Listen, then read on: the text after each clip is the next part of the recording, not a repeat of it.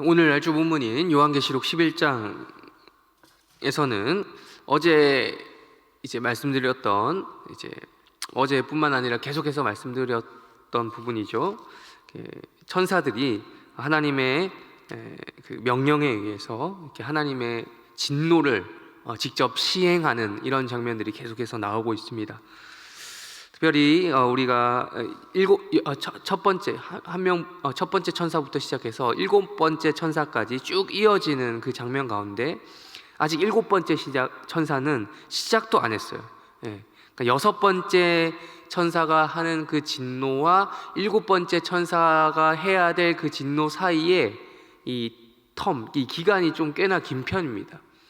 그래서 아직까지는 6번째 천사 얘가 행동하는 이런 진노가 계속해서 진행이 되고 있는 것이죠. 7번째는 시작도 안 한 것이죠. 그 사이를 우리는 살펴보고 있어요. 그래서 어제 같은 경우는 그래서 천사가 두루마리를 사도 요한에게 줘서 그 사도 요한이 먹고 하는 과정 가운데 입에는 달고 배는 쓰다, 뭐 이런 것들을 우리가 살펴봤습니다. 그래서 이어지는 장면을 우리가 오늘 확인할 수 있는데요. 우리가 읽었듯이 두 증인이라고 하는 사람이겠죠. 환상이니까 사람이 등장합니다. 이 두 증인이 한 명이 아니고 두 명이다 라는 것에는 어떤 의미가 있을까요?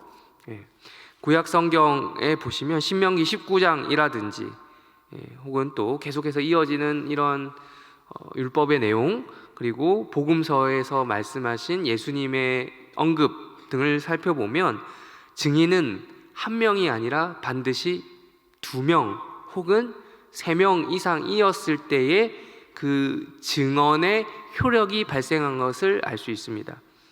왜 한 명이 이 법적인 효력인 거죠. 왜 한 명이 아니라 여러 명을 두어야 했을까요? 위증을 방지하기 위한 목적입니다. 증인이 한 명밖에 없을 때는 아무래도 그 사람이 좀 여러 마음을 품고 좀 안 좋은 마음을 품고 잘못된 증언을 할 수도 있다라는 것이죠. 그래서 반드시 최소한의 이 법적인 장치로서 2명 이상의 증인을 두도록 하나님께서는 명령하셨습니다. 그래서 여기에서도 보면 증인이 한 명이 아니라 2명이라고 이야기하고 있는 것이죠. 두 증인이 나오는 것이죠. 이 두 증인이 우리가 읽었던 3절에 보시면 하나님께서 하나님의 증인 2명에게 권세를 준다라고 말씀하셨어요. 근데 어떤 권세입니까? 어떤 권세? 예언하는 권세가 주어졌다라고 말씀하고 있습니다. 즉 앞에서 그 사도 요한에게 하나님께서 두루마리를 주셔서 사도 요한이 그것을 먹었을 때 입에는 달고 배에는 쓴 그 예언할 수 있는 그 권한이 똑같이 이 두 증인에게도 주어졌다라는 것입니다. 예언할 수 있는, 하나님의 말씀을 대언할 수 있는, 선포할 수 있는, 전할 수 있는 이러한 권세가 주어졌다라고 할 수 있는 것이죠. 그런데 우리가 읽지 않았지만 앞에 2절에 보시면 이 기간에 대해서 어떠한 특정한 날수에 대해서 이야기하고 있어요. 지금 우리가 읽은 3절에 보면 1260일이라고 하는 날이 나오고요. 그 2절에 보시면 42달이라고 하는 기간이 나옵니다. 아무래도 우리의 관심사는 이러한 풀리지 않는 좀 미스테리한, 좀 이러한 것에 이제 이목이 집중되게 되어 있어요. 이게 도대체 무슨 기간을 의미하는 것인가 하는 궁금증이 생기게 마련인 것 같습니다. 근데 이 42달이라든지 1260일이라든지 이러한 것들은 이제 다른 본문하고 같이 봐야 돼요. 요 기간만 자체만 가지고 풀려고 하면 우리가 흔히 말하는 2단 3단 되기가 쉬운 거예요. 이단들이 주로 숫자 가지고 장난을 많이 치죠. 그래서 그러는데 이것은 이제 42달을 계산하면 1260일 똑같은 거예요. 42달이나 1260일이나 똑같은 기간을 말한다고 보시면 되고요. 그리고 이제 다니엘서에 나오는 다니엘서 12장에 보면 한때, 두때, 반때라는 말이 나옵니다.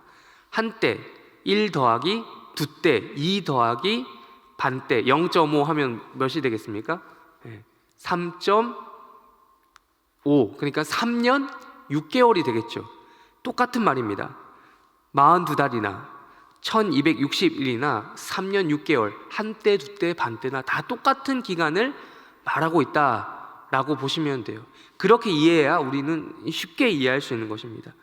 여기서 말하는 것은 꼭 문자적으로 3년 6개월 혹은 42달, 1260일, 어떤 그 세대주의 종말론이라고 들어보셨는지 모르겠는데 이러한 것들을 주장하시는 분들이 딱 그 날을 계산해서 어떠한 일이 일어날 것이다 라고 주장을 하시는데, 그게 아니라 어떠한 날이 있다라는, 그 문자 그대로 이루어지는 날이 아니라 어떤 특정한 날이 있다라는 것만을 이야기해 주는 것이고요. 특별히 3년 6개월 같은 경우는 지금 우리가 먼저 6절 한번 읽어보겠습니다.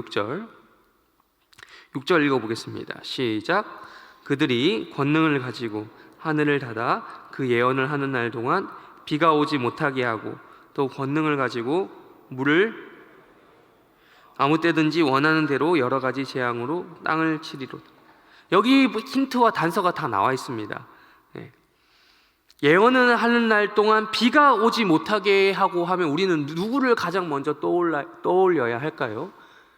구약 성경에 나왔던 인물이죠. 내 말이 있을 때까지는 비가 한 방울도 내리지 않겠다라고 예언한 바로 엘리야 선지자가 기억이 나야 합니다. 엘리야 선지자가 활동하던 당시에 몇 년 동안 비가 안 왔습니까? 3년이요. 야고보서에서는 조금 더 정확하게 이야기하고 있죠. 3년 6개월이라고 이야기합니다. 그러니까 지금 이 기간은 그러한 우리가 지금 앞으로 일어날 문자적인 앞으로 1260일 정확하게 계산하면 어떤 이런 일들이 있을 거야 라는 것을 이야기하는 것이 아니고, 42달이든 1260일이든 3년 6개월이든 간에 어떤 특정한 기간, 공통된 기간 동안 이러한 현상 같은 것들이 일어나고 있으며 일어났었으며 일어날 것이다 라는 것을 이야기해 주고 있는 것이죠. 즉 말씀을 선포하는 기간이, 이 예언하는 권세가 모든 성도들 가운데 말씀 선포되는 기간이 있으며, 또한 이 기간은 핍박받는 기간이다라는 거예요. 이 기간이 있다라는 것을 이야기해 주는 것이지 어떤 날수 안에 어떤 일들이 일어날 것이다라는 것에는 관심이 없는 거예요. 3년 6개월 동안 비가 내리지 않았던, 그 비가 내리지 않았음에도 불구하고 계속해서 사역을 했던 엘리야와 같은 이런 선지자의 활동이 지금 이 시대에도 동일하게 있다라는 것을 이 성경 저자는 말하고 싶은 것이죠. 사도 요한은 말씀해 주고 싶었던 것입니다. 특정 기간이요. 그래서 우리가 지금 읽지 않았지만 4절에 보시면 두 감람나무 그리고 두 촛대라는 말이 나오죠. 두 감람나무와 두 촛대 하면 또 우리는 곧바로 어떤 이미지를 떠올려야 하겠습니까? 성막 혹은 성전 안에 있는 그 기구를 떠올려야 합니다. 감람나무는 말 그대로 올리브 나무죠. 올리브유, 그 기름입니다. 재료죠. 불을 켤 수 있는 재료가 됩니다. 그리고 촛대는 그 기름을 활용해서 불을 비치게 하는 그런 역할을 하는 것이죠. 즉 어두운 성막을 환히 밝혀주는, 그러니까 말씀의 빛이죠. 말씀의 빛을 확 드러내 보여주는 그런 역할을 하는 이미지입니다. 이러한 예언 사역이 이렇다는 것, 어두운 세상 가운데 하나님의 말씀을 계속해서 전함으로 3년 6개월로 특정되는 어떠한 특정한 기간 동안 이 역사 속에서 하나님의 말씀이 계속해서 선포되는 일들이 두 증인으로 비롯되는 우리를 말하는 것이죠. 말씀을 전할 수 있는 능력을 가진 우리를 통해서 이런 사역이 계속해서 일어난다라는 것이죠. 그러나 그와 동시에 이러한 말씀을 선포하는 능력이 있는 이런 사역이 어떤 식으로 전개가 되느냐, 5절 우리 한번 읽어보겠습니다. 5절 읽겠습니다. 시작. 만일 누구든지 그들을 해하고자 하면 그들의 입에서 불이 나와서 그들의 원수를 삼켜버릴 것이요, 누구든지 그들을 해하고자 하면 반드시 그와 같이 죽임을 당하리라. 3년 6개월 동안 사역했던 엘리야라든지, 또 심지어 또 우리 예수님도 3년 정도 사역했다고 했죠. 나와 있죠. 3년. 그리고 그러한 말씀을 전하는 사역을 했을 때 그들을 위해하는 세력들이 반드시 있을 거라는 것이죠.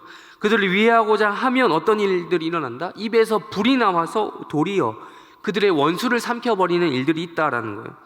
그러나 여기서 암시해주고 있는 것이 있죠. 반드시 그와 같이 죽임을 당한다.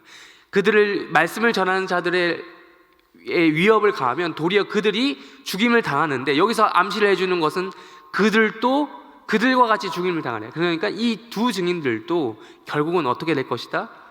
죽을 것이다 라는 말을 암시해주고 있습니다. 그래서 7절 한번 읽어보겠습니다.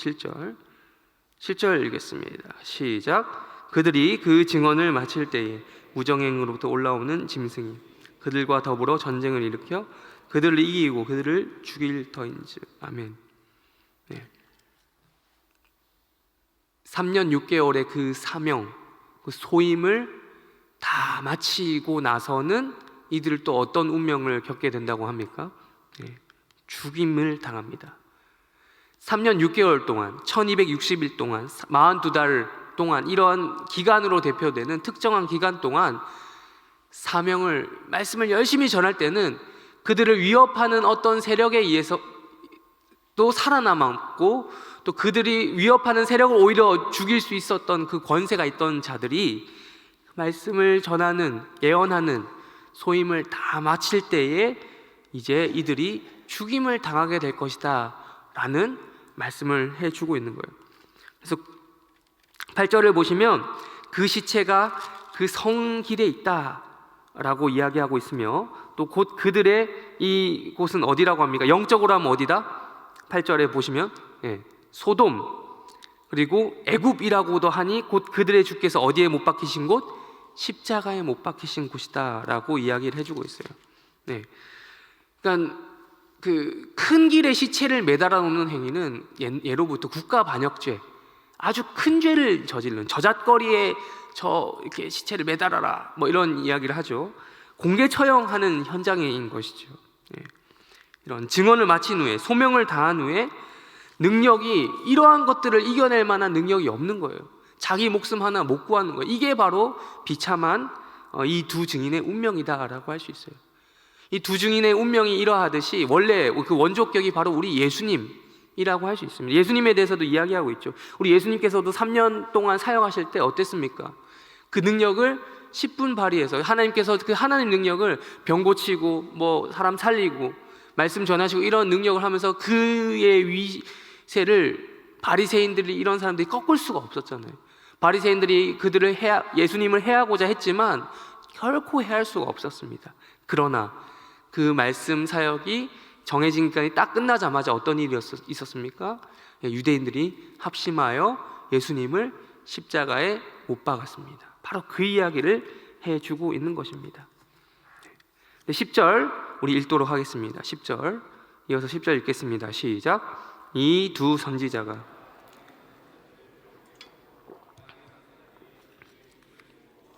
기뻐하여 서로 예물을 보내리라 하더라. 이 두 증인, 두 선지자라고 이제 바뀌어서 단어가 바뀌었죠. 똑같은 말입니다. 두 선지자가 땅에 사는 자들을 괴롭게 하는, 이 선지자들이 말씀을 전할 때 공통적인 특징이 있어요. 말씀을 우리가 제대로 들으면 괴로워요. 우리가 하나님 말씀을 진짜 하나님 말씀이다 라고 들었다고 했을 때 일단 기본적으로 내 한편으로는 즐겁지만 한편으로는 내 본성과는 거스르는 그 무엇이 있다라는 것을 우리가 발견하게 됩니다. 왜냐하면 말씀이 내 죄성을 계속해서 건드리는 것이거든요. 괴로운 것입니다. 그래서 예수님이라든지 선지자든지 구약 성경에 보시면 계속해서 등장하죠. 괴로워하죠. 막 왕들이 선지자의 말씀을 듣고 막 괴로워하지 않습니까? 그러나 한편으로는 또 즐거워해요. 이러한 내적 충돌이 계속해서 하나님의 말씀이 선포되는 자리에 있잖아요. 그래서 두 선지자가 땅에 사는 자들을 이 말씀 때문에, 이 말씀이 선포되는 이 현장 속에서 괴롭웠던 것이죠. 괴롭게 한 고로 이 두 선지자의 죽음은 어떠했더라? 즐거워했더라. 이제 저런 말 못 듣겠구나 하는 것이죠. 기뻐하며 서로 예물을 보면서 서로 선물 주고받을 정도로 이런 기뻐하는 현장이 일어난 것입니다. 바로 이러한 장면이 두 증인의 환상을 통해서 주어지고 있는 것이죠. 이 일은 비단 어떠한 미래에 있을 일만을 이야기하는 것이 아니에요. 지금 이 시대에 일어나고 있는, 계시록을 꼭 미래에만 있을 일로만 생각하지 마십시오. 지금 이 시대, 이 역사가 시작된 이래로, 하나님의 말씀이 선포된 이래로 지금까지 계속해서 이어지고 있는 양상으로 보시면 쉽게 우리가 이해해 볼 수 있습니다. 우리 오늘 또 다른 날조 본문인 구약 성경 이사야 말씀 한번 보시겠습니다. 선지자 이사야 41장 26절부터 29절까지인데요. 먼저 26절 읽도록 하겠습니다. 이사야 41장 26절 읽겠습니다. 시작. 누가 처음부터 이 일을 알게 하여 우리가 알았느냐? 누가 이전부터 알게 하여 우리가 옳다고 말하게 하였느냐? 알게 하는 자도 없고 들려주는 자도 없고 너희 말을 듣는 자도 없도다. 아멘. 아까 요한계시록에서도 봤듯이 선지자의 죽음을 기뻐했다, 오히려 기뻐한다 세상은, 이런 말씀을 드렸죠. 마찬가지로 여기서도 이사야 선지자이지 않습니까? 하나님의 말씀을 전하는 사람 있습니까? 없습니까? 없다라고 이야기하고 있어요. 하나님의 말씀을 전해줄 사람이 없는 거예요. 이스라엘 백성들이, 유다 백성들이 하나님 말씀 듣기를 기뻐했을까요? 싫어했을까요? 싫어했습니다. 그러니 하나님께서는 선지자들을 보내심과 동시에 또 다른 한편으로는 막으시는 거예요. 말씀을. 없는 것이에요. 들려주는 자가 없어요. 그러나 하나님께서는 자신의 그 은혜와 자비와 긍휼을 어떤 식으로 표현하십니까? 말씀을 전할 자가 없지만 그럼에도 불구하고 보내신다. 누가 이 일을 감당하고 싶어 하겠습니까? 가면 죽는데, 말씀을 전하면 죽는데, 누가 인간된 마음으로 누가 이 일을 감당하고 싶겠어요? 죽는데. 그러나 하나님께서는 그럼에도 불구하고 이 말씀을 전하는 이사야 선지자와 같은, 우리 계시록에서 봤던 두 증인과 같은 사람들을, 이러한 역할을 하는 자들을 끊임없이 부르시고 또한 보내시는 것입니다. 이어서 27절, 28절, 29절까지 쭉 읽겠습니다. 27절 읽겠습니다. 시작. 내가 비로소 시온에게 너희는 이제 그들을 기쁜 소식을 전할 자를 예루살렘에게 주리라. 내가 본즉 한 사람도 없으며 내가 물어도 그들 가운데에 한 말도 대답할 좋은 자가 없도다. 보라, 그들은 다 헛되며 그들의 행사는 허무하며 그들이 부어 만든 우상들은 바람이요 공허한 것뿐이니라. 아멘.